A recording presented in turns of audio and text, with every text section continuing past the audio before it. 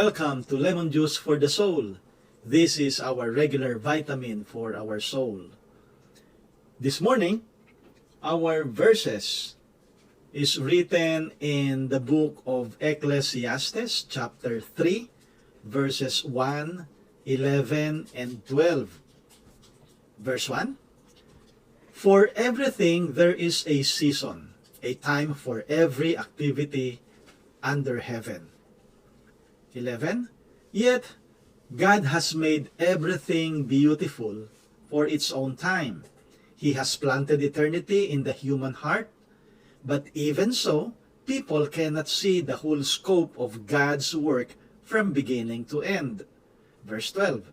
So, I concluded there is nothing better than to be happy and enjoy ourselves as long as we can. There once was a fellow who with his dad farmed a little piece of land. Several times a year they would load up the old ox-drawn cart with vegetables and go into the nearest city to sell their produce. Except for their name, the father and son had little in common. The old man believed in taking it easy. The boy was usually in a hurry, the go-getter type. One morning, bright and early, they hitched up the ox to the loaded cart and started on the long journey. The son figured that if they walked faster, kept going all day and all night, they would make it by early the next morning to the city market. So he kept prodding the ox with a stick, urging the beast to move on faster. Take it easy, son, said the old man. You will last longer. But if we get to the market ahead of others, we will have a better chance of getting good prices, argued the son. No reply. Dad just pulled his hat down over his eyes and fell asleep on the seat. Itchy and irritated, the young man kept goading the ox to walk faster. But the ox's stubborn pace refused to change. 4 hours and 4 miles later down the road, they came to a little house. The father woke up, smiled, and said, Here's your uncle's place. Let's stop in and say hello. But we'd lost an hour already, complained the hotshot son. Then, a few more minutes won't matter. My brother and I live so close, yet we see each other so seldom. The father answered slowly. The boy twitched and fumed while the 2 old men laughed and talked away almost an hour. On the move again, the old man took his turn leading the ox. As they approached a fork in the road, the father led the ox to the right. The left is the shorter way, said the son. I know it, replied the old man. But this way is much more scenic.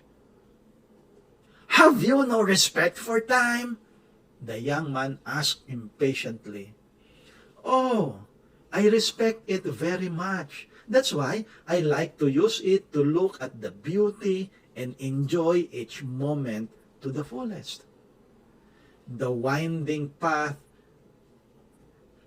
led through graceful meadows, wild flowers, and along a rippling stream, all of which the young man missed as he agitated within, preoccupied and boiling with anxiety. He didn't even notice how lovely the sunset was that day. Twilight found them in what looked like a huge, colorful garden. The old man breathed in the aroma, listened to the bubbling brook, and pulled the ox to the halt. "Let's sleep here," he sighed. "This is the last trip I'm taking with you," snapped the son. "You're more interested in watching sunset and smelling flowers than making money." "Why? That's the nicest thing you've said in a long time," smiled the dad. A couple of minutes later, he was snoring. As his boy glared back at the stars, the night dragged slowly. The sun was restless. Before sunrise, the young man hurriedly shook his father awake. They hitched up and went on. About a mile down the road, there happened upon another farmer, a total stranger, trying to pull his cart out of the ditch. "Let's give him a hand," whispered the old man. "And lose some more time?" the boy exploded. "Relax, son. You might be in a ditch sometime yourself. We need to help others in need. Don't forget that." The boy looked away in anger. It was almost 8 o'clock that morning. By the time the other cart was back on the road, suddenly a great flash split the sky. What sounded like thunder followed.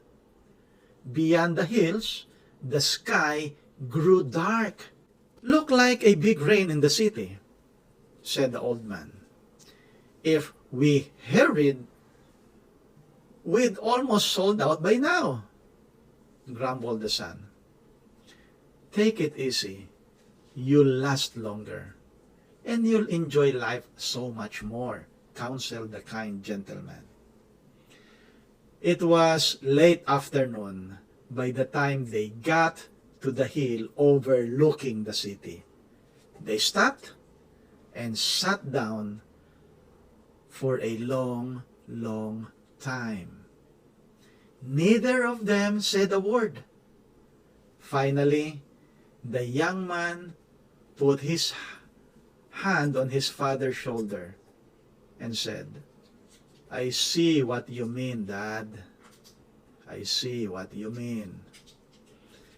They turned their cart around and began slowly rolled away from what had once been the city of Hiroshima.